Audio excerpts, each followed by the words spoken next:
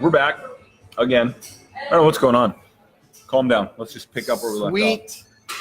Sweet technology. All right, I'm tagged. I'm watching this again. There we go. All right, so hopefully people come back for the rest of the story. Yep, one person. Well, you're back. I'm back. Guess who's back? Back there again. Lance is watching. Lance, all right, good morning. All right. Part three. Part three. So I'll pick up where I left off. Jenna, you're a trooper. We love you. We have no idea. We know what's going on. I think I'm a little too excited. Yeah, absolutely. I'm almost afraid it was the mouse. So I turned off the mouse because I think the mouse got a little excited. We were hitting it. Because there's really no other reason why it should turn off. No. The end live is over there. Yeah. Our mouse is up here.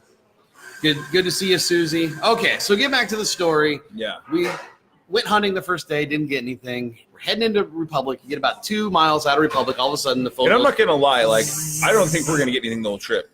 It was not ideal hunting conditions. So I had a bad feeling about the whole thing. oh, the entire. I was like, we're going to hike around and drink a lot, and it's going to be fun. But Yeah. I mean, anyway. you can't go wrong with Come that. back empty-handed. So, anyways, we go to Republic. We had Anthony. As a matter of fact, I don't know if Anthony's going to jump back on here. Anthony and Amy, they both recommended we go over to Republic Brewery. Yep. And we went over there. Problem was they didn't have There's food Joey. there. Thanks, Joey. And so we would have gone there if we had gotten into town earlier. Yeah. But we wanted food. Good beer selection. Yeah. Just no grub. Great beer selection, Yeah. but we couldn't have it. We just couldn't. And they were going to close within an hour, and Yeah. it just wasn't going to work. So we went ahead and just decided to head over to the Naughty Pine, Yeah. where there was a dude there who would not shut up for like Yeah, and he kept 90 saying- freaking minutes. He kept saying, in all my years of hunting, and I'm like, you've never caught anything. Because you couldn't be quiet enough to get within a mile of anything. Exactly. Yeah, it was pretty funny. But anyway. So, yeah. Did that, went back to the cabin, had a little bit more to drink, Yep. enjoyed the stars. Got Just the fireplace. Milky Way out there. Got the fireplace roaring hot. That was a sweat lodge. Yeah, we had to open up the freaking windows. We got a little too hot in there. Absolutely. How cold was it in the cabin? No, cabin was toasty. We had that fire just blazing, dude. Yep. Blazing. Even if it was like, I mean, at night, I think it got below 32. Yeah. One of the nights or two of the nights. Yeah. But the cabin was just toasty. Yep, cabin was great. And it's a honest to goodness log cabin. I Yeah. mean, it's big old logs, and you fire up that fireplace, and Heats the logs up. And, everything was great. And so you wake up the next morning and walk outside, and it's like, ooh, it's a little chilly out here. With frost on the ground. So, But, we said to ourselves the first night, we were saying, you know what? Okay, we're going to get out there early the next day. We're going to get after it. We're going to go find Bambi's dad. And no, we got the family that owns the cabin and stuff. There's always a good supply of wood up there. A lot of wood. And we could've- replenish it when we need to. Yeah, we could have gone out into the woods and grabbed some if we Yeah. needed to. There's plenty of. We always replenish it walk when down. we need to. We didn't quite Indeed. get an early start like we thought we were going to do on Tuesday. No. And so there's I've always looked at there's two ways to hunt. You either hunt the front end of the day or the back end of the day. Nibbly. Especially when it's hot. So, and the days were warm. They were up to 70. The nights were bright. And so that usually means the deer will stay out eating at night and they'll bed down during the day when it's warm, which was the case. So I didn't expect to get anything, like I had said, which is kind of why on day 2 I was like, getting out in the morning. Well, it was funny because we both got up, we had breakfast, Yeah. and then I went back to bed. I'm like, nah. See, the thing was, I knew after day 1 I was sore. Yeah. I was definitely sore, and I thought to myself, oh boy, this is going to be. I know what the first hour is going to entail. Yeah. I need to rest up. Yeah. And so we finally got The our great crap thing was together. is that we got our crap together, and I thought, here's what we'll do then today. We won't leave the cabin until, which Neil, if you see this, he's going to be like, Cardinal sin. He's going to be so mad at me. I said, instead, let's do this. Let's head out mid-afternoon, and we'll hunt until dusk, basically, and see if we can't catch the deer coming out at the end of the day. And so looking for a garage fridge. Who's selling one inexpensively? So open skies. Oh, yeah, it's unreal, man. It's unreal. You can see all the minor stars Milky out there. Way. So we didn't go out till 1:30. Heat of the day, and I figured in my mind, I'm thinking, let's get up to the ridge, and then we'll work our way back down as it's getting dark and see what's coming out. And I can tell you guys, when I finally got up and we got out about 1 o'clock, I was jacked. Yeah, I was totally jacked. which was good to see because at this point I'm still like, how's he going to do on day 2? Is he? I kept checking on you. I'm like, dude, you all right? You know, like not like you were lagging, but I just in my mind, I'm like, I want to make sure you were enjoying it as much as I was. And I told him, I said, part of the deal with hunting, at least for me, is granted I want to get something, but it's the process. Yep. And if you don't enjoy the process, you're not going to enjoy hunting. And the process is the hiking and the nature and just the open air and the silence. And that, you know, for me, I love that. So I was all jacked up. We got up to the top of that first hill. yeah, you were fired. And I'm like, we're already at the top of the hill? I know. Right on. All right, let's go to the next hill. Yeah. And even when you said, okay, we're going to go up that hill right there, and you're like, this one, because we went I another told way you, last yeah, time. it wasn't going to be fun. Yeah. Yeah, and I'm like, all right, Yeah. come on, let's go find it. And it was funny. So I said to him, I said, let's hit this hill. We're going to go to the right. And we went to the left the day before. And I'm starting to show you guys, it forks. And this way comes up this side of the mountain. And this way it actually wraps around the ridge and then meets at the top. It's just longer. And it goes around a ridge line and a nice scattering of trees. And I've always seen deer in that area, whether it's does or last year I saw a forked horn, so I couldn't take it. So anyway, I take pits with me. I told him, I said, keep your head on a swivel because this area. And we get up to the top of the hill and we go to, good morning, Mary. Mary, the Velvet Elvis, the Hammerhead Coffee powered our hunting trip. Yeah, absolutely. Fueled yeah. it. And so we wrapped around the ridge, and this is where it gets fun. So we've only been out there like an hour at this point. Joe Hasberg, we were mom was still laying though. She switched to propane and took it all this time. Oh, dude, coming. Yeah. Dang. Oh, yeah, I'm coming. So, so I told you, I said, I pointed out a large tree up on the ridge, and I just said, look, why don't you head for that ridge, that tree, top of the ridge, and then work your way down that ridge line. And take your time. I mean, you could probably do it in 10 minutes, but I was like, take 45 minutes or more. Yep. And just see if, you flush any deer out, and I'll stay along the bottom kind of that ridge, and we'll see what happens.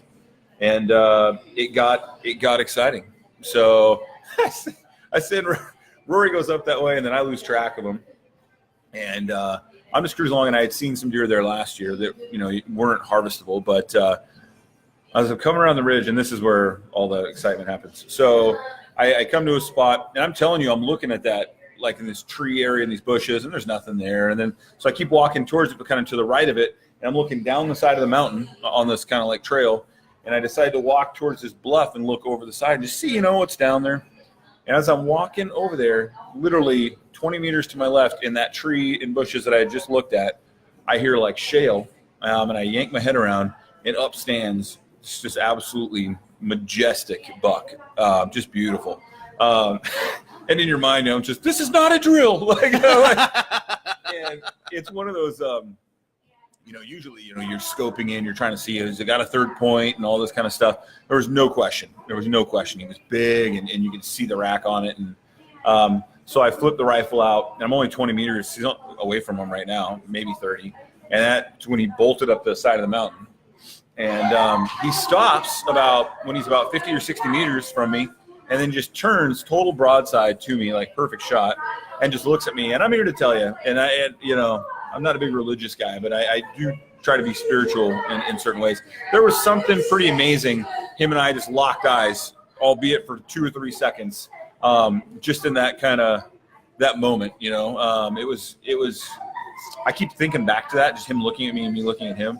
And even though knowing that my point is to attempt to take his life, it was I don't know how to put it really. It was I don't know. It was definitely just this moment of kind of purity, I guess, just this moment of pure connection. But so anyway, put the rifle up. Here's where the story comes in about this. So this little mark, I don't know if you guys can see it. So Sealed it pretty good. Not my proudest moment, but anyway, locked him in. I had the scope. Here's the thing: I'm gripping the front of the rifle pretty tough. I'm kind of wavering, and so I decided to let it go and just let it sit basically in my hand, so I don't have a grip on it. And I got my scope right on him, and just as I did, he bolted. So I just kind of went with him for a second, touched off the trigger. Well, since I'm not holding it, it kicked and hit me right in the face. As my buddy Neil would call it, a dork stamp. Stamp. Yeah, or scope. Stamp. Or scope eye. So this is where I come in. I know I'm going to get crap about this forever. I don't care. I let go of the rifle. I knew it was a possibility. But anyway, and here's the thing. in my mind, I felt it hit my head, but it didn't hurt really. But I'm like, to myself, I'm like, dude, I saw my round hit the deer.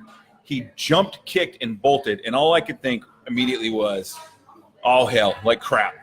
I didn't hit him right. Now he's going to suffer for 2 hours until I can find him," which makes me feel horrible. So I run to the spot where the shot was, and I look, and there's blood spray on the side of the mountain. And as I look down, blood is just trickling off my nose. I'm like in my hand. I'm like, son of a. That's when I figured out that I had cut myself. So anyways, I look left, see some blood. I follow it, and I look up, and thankfully he was about 30, 40 meters up, and he was gone. So he didn't suffer. Once we got him all cleaned out, I'll jump forward and we'll come back. It was a good shot. I put it on him, got both lungs in the back of his heart. So he basically did a kick 30 meters and dropped, and he was gone before he hit the ground. So he didn't suffer, which I was very grateful for. So anyway, I come up on him. This is where you come in, right? Well, so I'm going to just back up just a tiny bit. Adam, morning, buddy. So I'm up on the ridge. That's my hunting buddy, my neighbor. And I'm doing exactly what he tells me to do. Just trying to kind of keep my head on a swivel, kind of look around, see if there's anything I can flush down towards him. And I feel like my son when he first played t-ball. Because at one point, I ain't got a gun. So I'm up there with my camera in my backpack. And at one point, I'm like, man, it is Morning, Joe. It is gorgeous around here. So I stop for Picking a second. Clovers. I'm kicking rocks. I'm picking clovers. I take a picture of the surrounding. Being real quiet, kicking rocks. I go to put my phone away, and all of a sudden, bang! And I'm just like, oh. Okay, I don't feel anything stinging. Okay, I'm breathing. No holes. Okay, there's no angels. All right, we're good. And so I start heading down towards where he told me to go. He said, hey, we're going to rendezvous at this point right here. So I started heading that way.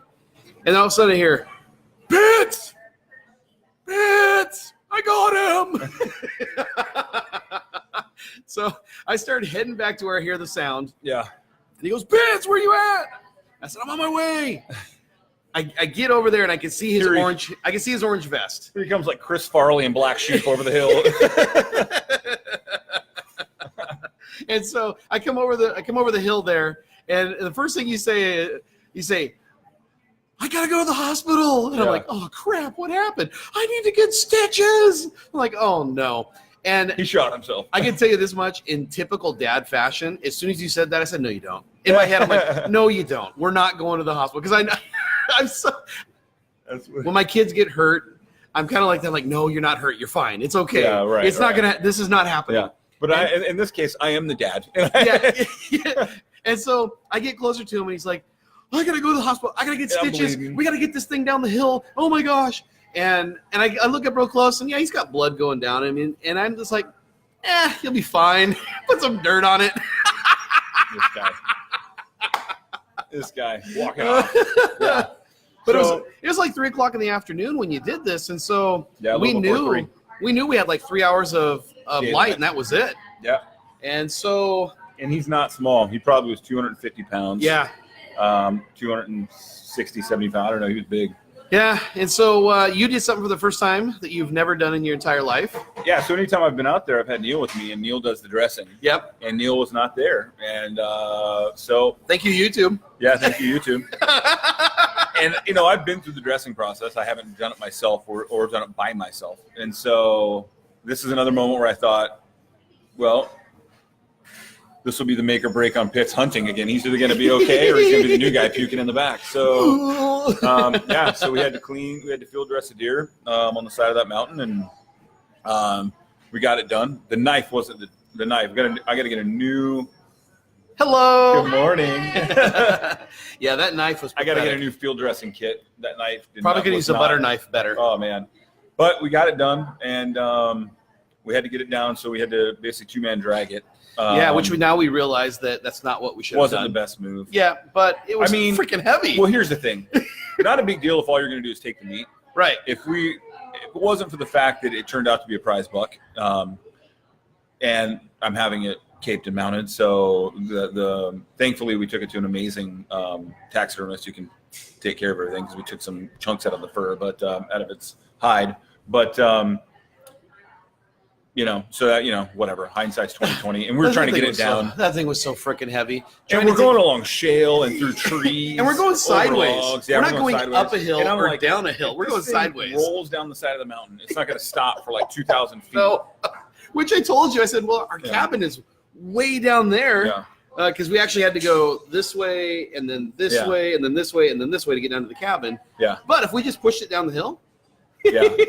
So we got it to where we needed to, and here's where it got kind of fun. So I said, we were kind of up on the neighbor's property on the side of the mountain. And I know there's an access road to get there. So I just said, I said, look, man, we can't. Yeah, I know, right? Yes, Steve. So true. So I said, look, you stay here with the buck, threw my tag on it. I'm going to run down the mountain, get the truck, bring it around the access road. He left his gun behind, which, yeah, if push came to shove, yeah, I could use it and not get a dork stamp. Showed him how to use it real quick. So I ran down the side of the mountain, get the truck, drive all the way around to find out that the gate's locked, or so I think the gate's locked. I was on the wrong road. I hadn't been on that access road for years, so I just was on the wrong one by like one.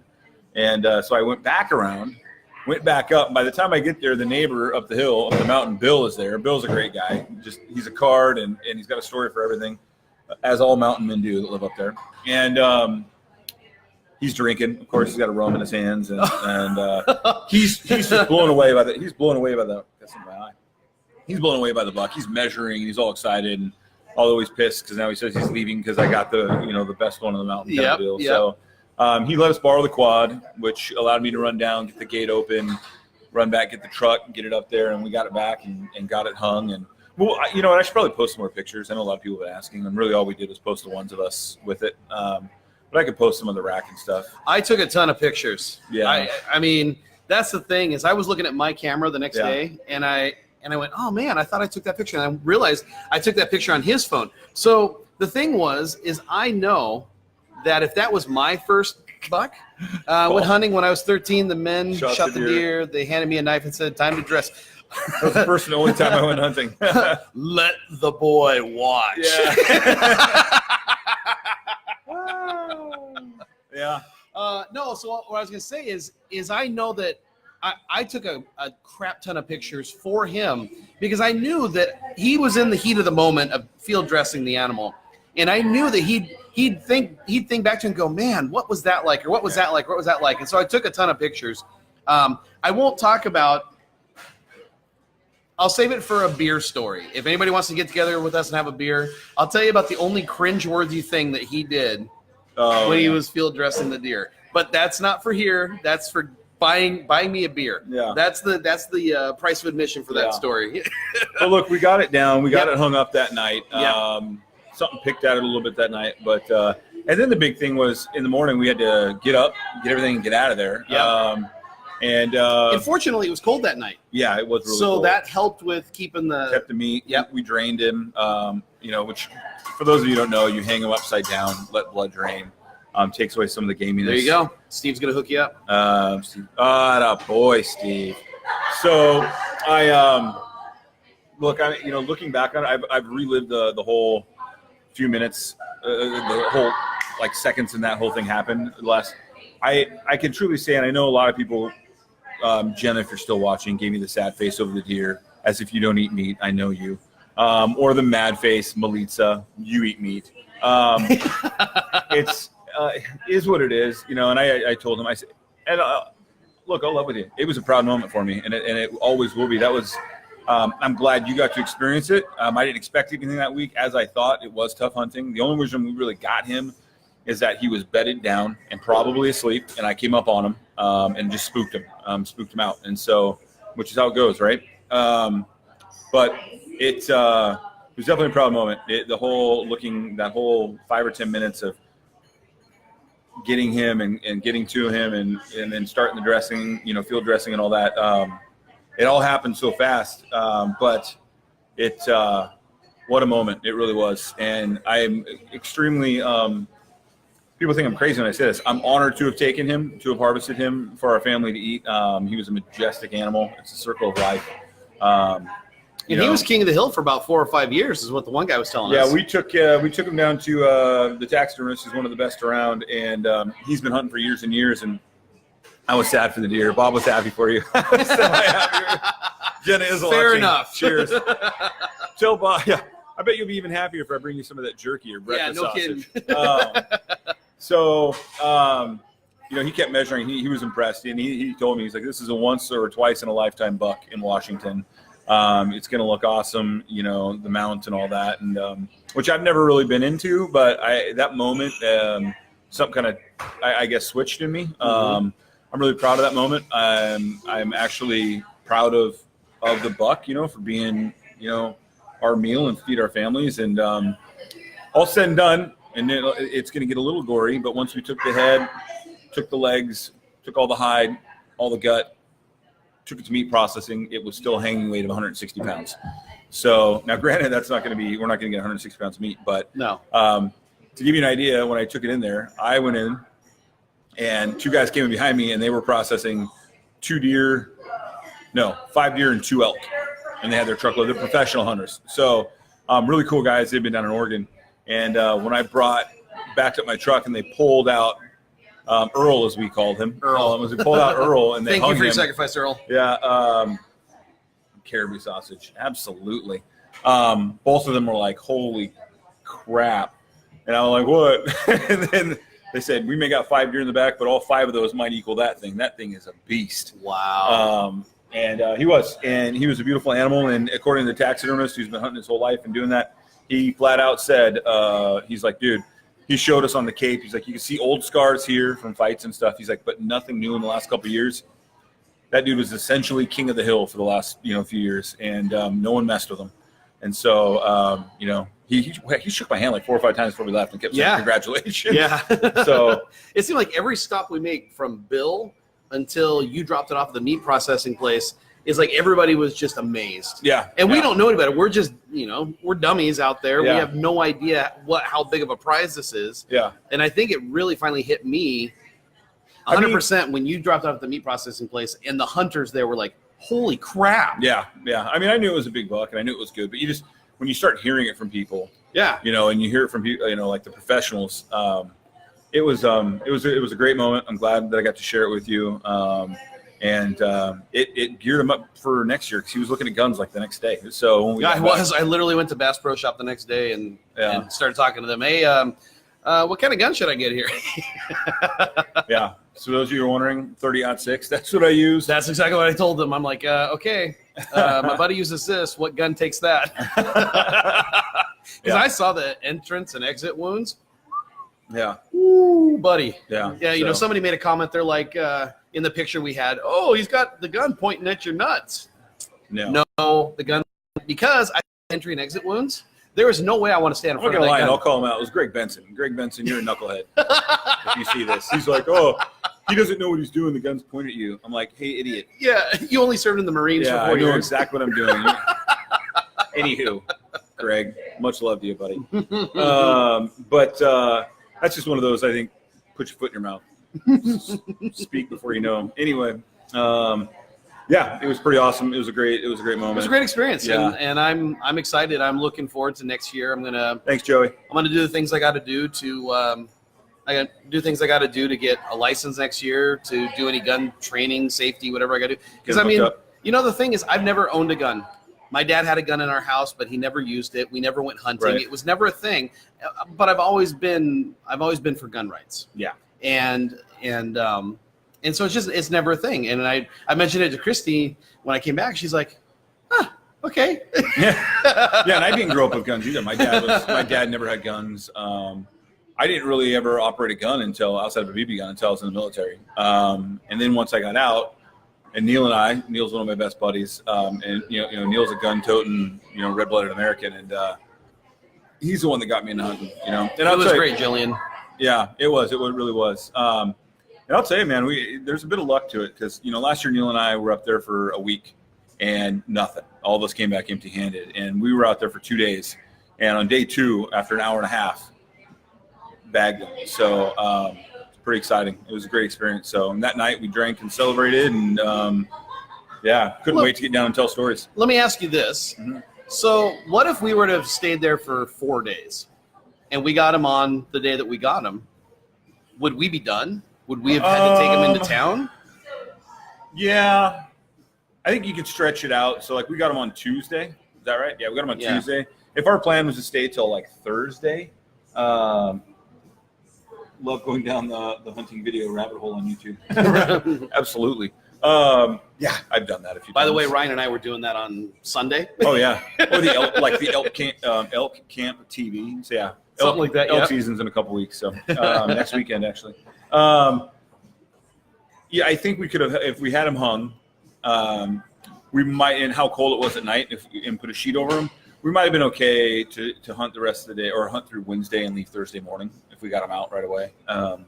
And I saw Steve mention in here. He said something about putting a plastic bag over him. Yeah, you can get big bags. So we probably should keep that in mind. Yeah. Next time. Yeah, we got him down. Taxidermist wet him down for us, and we grabbed ice and packed the cavity and all that, and then we knew we were going to be back too late to take him to the processing that night, and so which actually worked out in my benefit. I didn't even tell you about this. So after I dropped you off late on Wednesday, I ran to Safeway and I grabbed like 6-7 bags of ice and repacked the cavity and put ice all over them, left them in the back of the truck, and took them first thing in the morning. They were open at 9. I woke up. Jocelyn was awake. I grabbed Jocelyn. We ran over, got there about 9:15. And I walk in the door, my best friend from growing up, his mom is working there, and I had no idea. And so I walk in, and she's like, Luke! And then, so it was kind of cool. I ended up getting to see her and catch up, and she got to see, what we had come back with. And so that was really neat. So that all worked out well. So things happen for a reason. So cool. Yeah, a couple more weeks, we'll get Earl back. This time on a dinner plate. Yep. And so what do we got? We have venison jerky coming. We have breakfast sausage. We have roasts and steaks and burger coming. Yeah. First thing Christy said to me, she goes, "Where are we going to put all this?" I'm like, "Well, I don't think it'll be as crazy as she thinks. We're going to have to find. We'll find it. We'll find a place." Yeah. Or we'll just put it in my freezer at my house and mark it pits. I got to swing by. yeah. I got to come on by. Yeah. And I'll tell you what, man. There's nothing quite like having. Steve knows this if he's on here. There's nothing quite like having a freezer full of venison, especially that you caught, that you harvested. A few years ago when I went with Neil the first time, and we got the first one when I was with him. That winter was so cool. Just like anytime we're like, what should we have for dinner? We're trying to figure out, and then going out to the freezer and be like, well, we have backstrap out here, we have steaks, whatever, and just we have burger or whatever. And that's it's a great feeling. The two things with that. One is that's what made it really easy for me to go hunting. Right. Is that I knew that if we were going to get something, we were going to take it back and we were going to feed our families. It wasn't going to be wasted. We weren't going to just go out there and do sport hunting. Right. And then the other thing is that I think the guy at the taxidermy, I think he was talking about how that's some of the best meat out there because there's no chemicals, there's no anything. They're just out there grazing. The hill. They're eating completely natural. It's all organic. It's lean, very lean. Yep. Yeah, it's it is. I mean, it's from a health. I agree. This guy been hunting right here. Look at this guy coming across the street. Oh, dude. From a health, time to invest in a freezer. Yeah, absolutely. From just a health standpoint, you can't do any better, than that. And so it's there's our hunting story. Yep. It could be a lot funnier, I think, if we didn't have to keep it as PC, but. That's why I said the price of admission is a beer. Hey, Bill, remember Bill? He's like, you need to have this caped and mounted. He kept telling me that. Oh, yeah. He's like, you're never going to get another one like this. And he's like, if you don't have the money to do it, because it's not cheap. He's like, I'll do it. But then it goes in my cabin, and you can only visit him. He can't. Dude, he was leaning on me hard. He said it like 5 or 6 times. Yeah. Like, you want me to take care of him? I'm like, no. I love Bill. Yeah. When he showed up, and he didn't know who I was. Yeah. So he sees me with this deer on the ground. Yeah. And I said, hey, I'm friends with Luke. You must be Bill. He's like, Luke, who's Luke? And I said, he's friends with big guy, friends with Neil. He's friends with Neil. Yeah. At the cabin down below. And he's like, oh, I think I remember Luke. And then when you finally showed up, he remembered you. Yeah. But I wasn't sure what to expect. I wasn't sure if he was going to be pissed or if he was going to be happy. No, he's a good guy. And so he's like, well, I'm going to go back to my cabin. I'm going to go grab the camera and a tape measure. And I want to take a photo of this. I'm like, okay. Yeah. So he comes back. And he takes a photo, and he realizes he forgot the tape measure. So he goes back, grabs the tape measure, comes back over. He measures it, and he measures it at 26 inches, the width, the 26 front and a half, yeah. And and then we're talking for a little bit, and he goes, what time is it? I think it's time to drink. Yeah, oh, yeah. Just like that. Didn't even pause. Let me tell you what. When he wakes up in the morning, it's time to drink.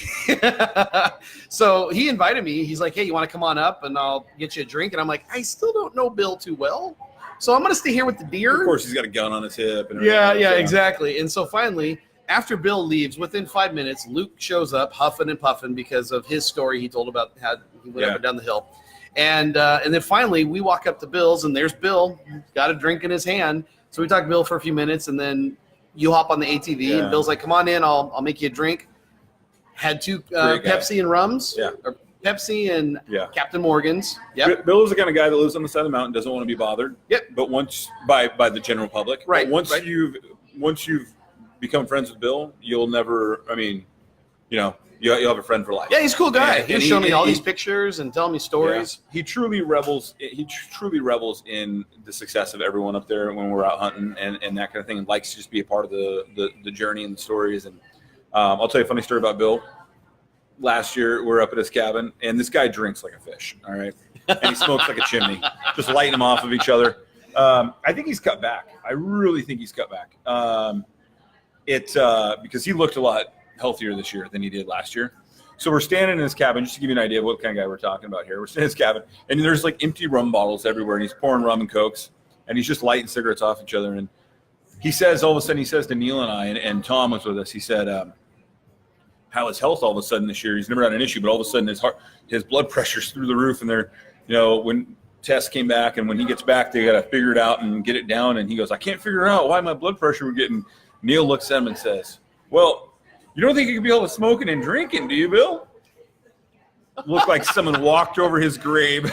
His eyes get all big, and he looks around like it never crossed his mind. He goes, well, hell, I hope not. I don't have a plan B. And I'm like, that's Bill for you. That's just the way he is. So but he's a great guy. Salt of the earth. I'm a big fan of Bill. So He looked good this year, though. I remember I told you, I said last year I swore he was 70, and he was only like in his mid-50s. Right. And then you saw him before I did this year, and you're like, he doesn't look that old. And then when I saw him, I'm like, oh, look, he actually does look a lot healthier this year. So maybe he's cut back. I don't know. Maybe it's only 20 packs of cigarettes a day. Yeah, I know. Just going with the one pack a day plan instead of the 2 to 3. So so it was a great weekend. Yeah. We appreciate the clients that we have out there that, dealt with us being gone. Yep, allowed us to be gone, and we want to thank Kevin. Kevin kept the ship together. And Greg being able to jump in. Unfortunately, we didn't give Kevin all the tools that he needed, so we gave him duct tape and some bubble gum and said, keep this baby together while we're gone. And red green. Yep. He's we appreciate you, Kevin. And I know Kevin's not watching right now because Kevin's taking a boring class right now. But hey, congratulations, Kevin, because he's finally got everything in line and he's out there doing his rock star thing. Yep. While we're on the congratulation trail. Actually, I want to say happy birthday. Oh, I do too. My beautiful daughter, Lainey, turns 10 on Saturday. Yes. So, and gosh, it goes by so fast. It does. So she has a basketball tournament that's looking for her AAU team, and I'm like, for me, I don't care. I never care. But I was like, you sure you want to play on? And she's like, what better thing to do on your birthday than play basketball? Like, she's just excited. So. That's definitely your girl. Yeah. So we'll be up at a tournament all weekend, and happiest birthday to you, sweetheart. I'm so proud of you. Love you to pieces. I can't believe how fast it's going. It's crazy. But happy birthday to her. And that's all I got on that front. Our good friend Shannon Milligan over in Virginia. Her birthday is today. She's down at the EXP convention, which we'll probably be at next year. Yeah. Because we found out about it too late. And she won last night. She won the award for best use of video. Oh, good. In all of EXP. And if you haven't seen Shannon Milligan's videos, set our sights on that. Oh my gosh, yeah. Shannon is very creative. We're coming for you, Shannon. Real quick, so you guys know, I did the story. We did head down to Tenasket and go to the urgent care, and they essentially said it wasn't deep enough to warrant stitches. They butterfly taped it together. It's healing up pretty good. So I remember telling Christy, because I was sitting on the bench talking to Christy when you walked in the emergency room, and I said, "Oh, we're at the emergency room right now. Luke has to go in." She's like, "Oh my gosh, what's wrong?" I said, He hurt his face. You hurt his face. Don't worry, they're Y'all gonna know put how his I feel face about back my together. face. Call me Bane. But hey, yeah. So it was all. So thanks to North Valley Hospital, they were great. They took good care of me. What was the dude that took care of you there? What's his name? Jeff. Jeff, that's right. Great Jeff. guy from Tenasket. No, not from Tenasket. He was from OMAC. Okay. Great guy. They took good care of me. I appreciate it. Thank you, North Valley. Plug for you guys. I got to thank Captain Morgan for getting me through the weekend. Yeah. Thank you, Captain Morgan. I got to thank Richard. Richard, yep. Was it Rare and Rich? Rich and Rare. Rich and Rare. Yeah. There's still some up there for you, Bob. And Neil. Neil's going up there in a couple weekends, so I told him he was set on the whiskey. Oh, yep. So there's plenty of whiskey up there. All right, quick real estate news. All you realtors out there that are not with EXP, we're coming for you. We have some lunch and learns coming up next month. Expect to hear from me. Expect to hear from Rory. Expect to hear from Kevin. I can honestly tell you, and this is noble, that I've been blown away in the last 3 months. A company that puts their money where their mouth is, that puts their I hate to say employees because we're contractors, but puts their agents or their brokers ahead of everything. We took a leap of faith. We did take a leap of faith, and I'm telling you what, I literally have told a couple of friends this week that are in real estate, I'm like, if you don't look at this and look at it hard, you're doing yourself and your family a disservice. And if you're not thinking of, if you don't make the jump, if you don't push your broker to incorporate some of these somehow for your own exit plan and your own retirements and all that, then you're doing yourself a disservice. So we're coming for you. Because the bottom line is, if you're in real estate and that's all you're doing is real estate, yeah, and you don't have that exit plan, and you don't have you're not thinking about the future. Yeah. If you're thinking about today and you're not thinking about 10 years down the road, it's dumb. Yeah. It's absolutely dumb, because you're going to go through the ebbs and flows of markets. Yep.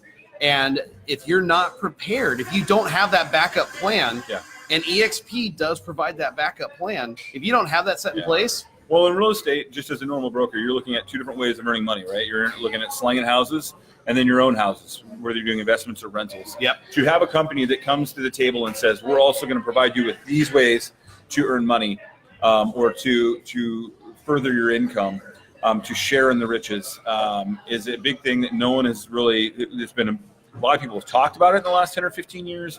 No one's really gone out and made it happen, and they've made it happen. So I'm not calling everyone, because I'll be hollering at my friends. I'll be hollering at people that I've done deals with that I know are good agents, yep, and that could benefit from this.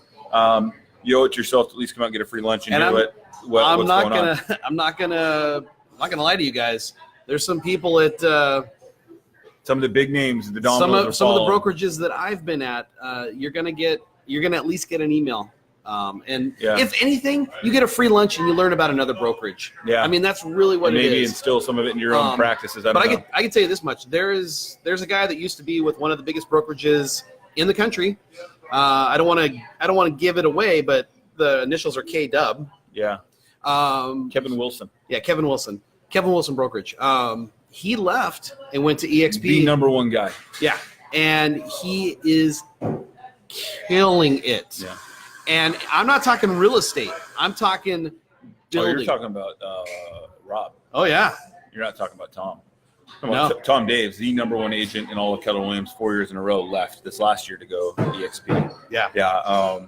Rob Flick, who was one of the guys who started Keller Williams, 13th guy in the company from the beginning, left to go with EXP. Dominoes are falling, and so I'm really glad we're in where we're in. Don't think for a second that we're bashing other brokerages. Nope. We're not. We're just saying, hey, here's another opportunity. It's like we said at the beginning. We didn't leave our brokerage because we didn't like it there. Right. It was about an opportunity that we felt we couldn't pass up, and I'm really glad we did 3 months into it. So, okay, aside from that, you guys know how I feel about this. He likes to keep himself on the legal, clean side of things. I live in the gray areas. We have a new listing coming up next Thursday. Keep your eye out for it. We just ended the video. I just unceremoniously just ended the video by accident. What? Again? No, I didn't. Oh. I was like, what? We have a new listing coming up that's going to drop here in the next few days. Brian, if you want to know what our exit plans are, we'll send you an email, and you can come to the lunch and learn. I don't even know who Brian is. Brian's I'm going to guess dude. he's a rock star. Brian's a good dude. I like Brian a lot. I mean, he's watching us, so he must have his head screwed on straight. Morning, Tom. So A new listing coming up in the next few days. It's going to be a hot one. It's going to go quick, location-wise, and everything else. So keep an eye out for that. We'll be doing some posting on that. Outside of that, we got a lot of buyers this week. We're out showing too. Says it's a slow market or a winter freeze. Right now we have 4 in escrow. Yeah. And we're showing, like you said, 3, 4, 5 buyers right now. More than that. And then we've got the listing and we've not a got winter actually freeze. 2 more that might be coming down the pipe as well. We got a lot going on. Yeah, so it's not there's a small moment in the fall, late summer, early fall, where it does slow down for just a moment, but then it picks right back up. Well, and it's right now it's the serious It buyers. slows down. There's a winter freeze, and there's nothing for the people who aren't willing to hustle. Yep. We hustle. And I don't think there's ever a bad time of year to buy real estate. That's how I've always done it in my own personal life, and that's how I advise my clients, and I wouldn't advise them that if I didn't practice it myself.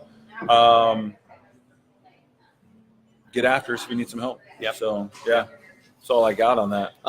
Sorry, we went a long time today, but that was because we kept ending our video. Well, yeah, the freaking video kept on blowing Julian up. says, on I read us. an article yesterday that says the month of October is the best month to buy before February next year. It's about right. Yeah. That's about right. Yeah. And Jillian, you know as well as we do what's going to happen to rates in the next few months. Yep. So if you've been thinking about buying. Well, not just rates, but taxes too. Yeah. Yeah. Rates, taxes, all that stuff. So. Well, one final thing I wanted to share, and it's something that Luke and I are just starting to do, and our good friend Greg Boyko actually talked to us about this, and it is, I got to make sure I say this right, intermittent fasting. Oh, boy. Yeah. And I was looking into this, and Starving. you know what sold me on it was none other than the Wolverine himself, Hugh Jackman. Hugh Jackman does Hugh it. Jackman Yeah. does it. He did an interview, and they asked him, "How do you stay in shape for these roles?" And he says, I can't do an Australian accent. I do intermittent fasting. Yeah. And so he's got an 8-hour window where he eats meals. Yeah. And he spends 16 hours not Let his- eating anything. Let his body process and And burn. if you treat your body well and not sleep for only 3 hours, then 8 of those Today's hours, a tough day. 8 of those 16 hours are sleeping. Yeah. So it's not that difficult. And Yeah. so we've been doing it. I've been doing it for 2 days now. And I started it before. I'm the about ready to hunting- hit this microphone, but I actually feel really good. I started it before the hunting trip, and it took me about 3-4 days to adapt, but then I felt really good. Since we came back, Jillian I does do it. it. Yeah, since we came back, I got back on it. This is day 3. Yesterday was easier than day 1. Today's worse, but that's because I was up half the night with kids. But I feel good. And so, anybody who knows me knows that my weight has gone up and down throughout the years, and my fitness has gone up and down throughout the years. I work hard, I get my butt in shape for something, and then I fall out of shape. And ultimately trying to put some things in place at 38 years old. I'll sleep when I'm in the ground. Attaboy, Paul. That's true. This dude never sleeps. That's why whenever he's at the house, like a birthday party, you've seen him and Sean at the house. Like at some point, you find him out in the front room sleeping in a chair, just like passed out like old Grandpa Fred. Dude, it's just freaking. Anyway, so yeah, we're gonna give this a go. I'm trying to, outside of that, just make some changes in life at 38 years old to ensure, longevity and Want me to break your heart? and health. Yeah, go for it. I'm cutting back on coffee and beer. That's actually good for you. You know what? It really is. You drink more beer than I do. Yeah, and I'm definitely. I'm not saying that in a negative way. No. People I think assume that I drink. Like I'm the kind of guy that goes home and has 2 or 3 beers every night, or has a beer every time I go out to dinner, and I'm not. Like Right. I'll go weeks without having a beer.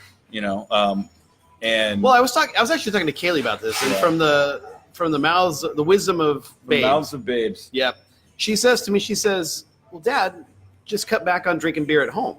And I don't drink a lot of beer at home. Don't think that I come home and I'm like, Passed out around the keg every night. No, but I mean, like maybe once a week or once every 2 weeks, I'll bring home a bottle from Total Wine & More, a bigger bottle, and I don't polish it off in one sitting. Right. But it's a darker beer, and and she said, "Dad, why don't you just have a beer when you go out socially? Just have a beer when you go out. Other than that, because I don't go out a ton. Yeah. I mean, it seems like I do, but I don't. Just Mondays through Sundays. Yeah, all days ending in day. I normally go out. But yeah, I've decided. I kind of decided over the weekend when I was at Seabrook. I would drink coffee, and I don't know if you knew this about me, but You like coffee? No, Weird. about 10 years ago, I went to go see a doctor, and he said, "Hey, you're like pre-stages of having a fatty liver." Yeah, and that scared the hell out of me. And naturally, I did nothing about it. Well, actually, that's the a lie. American way. Yeah, actually, that's not right. I got into shape twice in the past. All burning out of my system with whiskey. Yeah, the past 8 years, I got into shape twice to the point where I was running half marathons and stuff like that. Yeah, and, you look good. And I noticed that the pain that I was feeling had gone. Yeah. And I've noticed as I've gotten out of shape again, I've noticed that pain coming back to the point where if I have a cup of coffee, it would bother me. And if I go out drinking, I don't know if you guys ever noticed, but I would kind of be a little, just kind of restless. It's because I could feel it was bothering me again. I'm like, you know what? The liver is very forgiving, but it's only forgiving to a certain point. Yep. And you can only beat it up so many times. And so I kind of had a kind of coming to Jesus moment this weekend, just realizing, you know what? If I'm going to stick around for all the big plans that we got and the big plans I got for my family, I got to make some changes. So this all morning long, green tea. Was it really? Yeah, it was green tea all morning long. No wonder green you're tea. being an ass. See, I knew he was going to be worried about it because I gave up coffee for Lent. Yeah. Which I told him could not do again. Yeah, he told me, and I even told Christy that. I'm like, oh, he's not going to like this when I tell him this. But the thing is, I'm just going to call you on it because you were a freaking diva last March. I can just sit whatever now. that You're was. like, hey, listen, do you need some coffee? Because you're acting like a diva. Yeah. Snickers commercial. So I'm not completely giving up coffee. I'm just really cutting back on it. Good. And I'm cutting back on the beer too. That's good. So like right now, I'm probably going to have a beer once a week. And that's going to be over at Anthony's when we do the Facebook Live keg show of beer there. once a week. Yes. Yeah. I mean, it's a bottomless glass. Case of beer. Yeah. Speaking of case of beer, did you see that Natty Ice is selling a 77-pack Oh, jeez. of beer to celebrate? Oh, goodbye, liver. To celebrate its anniversary because they came about in 1977. So I'm like, but of course, like Natty Ice, that's like 77 beers is one sitting, as watered down as that is. But yeah. Well, so good on you, dude. There Good you on go. So now you guys know that we're trying to make some lifestyle So changes. if you guys are out walking around Puyallup and you see Pitts walking downtown with a beer in his hand, smack it out of his hand. No beer for you. Oh, So, gosh. Yeah, lifestyle changes, right? Yep, absolutely. Which is going to be Russell really doesn't watch this, and I'm heading up to Vancouver next weekend to go watch my very first NHL hockey game. So I'm excited for that. Yeah. I think he's going to be a little disappointed. Well, I mean, there's always special occasions that you have some malted barley over hops, right? Huh? And like I was What do sharing, you say? Eh? like I was sharing with Christy and Kaylee last night. Yeah. I'm like, you know what? I'm gonna go up there. I'm gonna have fun, but I'm gonna keep it dialed in. But that's the thing, eh? As long as you cut Eh? back, and then you go to Vancouver, eh? You can have a little bit of beer and have a good time, eh? See, look at that. I started talking about our I health know. and everything, and everybody leaves. I was like, we don't care about like, your wait health. a second. No, we want you to go on the blaze of glory. We don't care about your health. We want you to entertain us until you die. Dance, monkey, dance. All right, we got to wrap this Yep, up. that's it. You got parent conferences all day today. Oh, man. It's a rough day. Me, I was telling them I got like 3 hours sleep last night because my 2 youngest ones are up and down, up and down, up and down. And some days there's days where you can kind of mail it in for a couple hours, maybe head home, do some work from home, get a nap in. Not that day. Today is not that day. I'm running until like 8 o'clock tonight. So, oh man, I feel bad for you. I really do, because I'm actually gonna go. I'm probably gonna dial this all in and head home. I'm gonna sleep so sound tonight. My wife's gonna check my pulse. That's where we're gonna be. Deep. All right, you guys. Well, I think all in all, we've done like an hour and 20 minutes. We're gonna try to cut these back. Yeah, I even said that today. Hey, let's try and cut these back. Yeah. Instead of half an hour, I was like, you know nothing about it. All right, let's wrap this up. All right, you guys. Hey, thanks for joining us. The 4 of you that are left, we appreciate you. Hey, thanks again. Shannon, are you still here? All right. Well, thank you, Shannon, if you were here. Did you want to come photobomb? You told us last time you're going to do it. All right, we got to let her photobomb. With the Sparkle Hawks? Yep. The Sparkle Hawks. Sparkle Hawks, say hi to 4 people. Hi, 4 people. They're dwindling. Yeah. We start talking about health, and they're like, yeah, we're done. Yeah. They start logging. Yep, exactly. We Don't want to blame hear them. about health. We're going to go drink some beer. All right, you guys. Well, thanks a lot. Thanks for joining us. Hope the audio was much better this week. Yeah. Be kind to each other. Take care of one another. Yep. And we will see Big you hugs. guys next Thursday. Done. Done.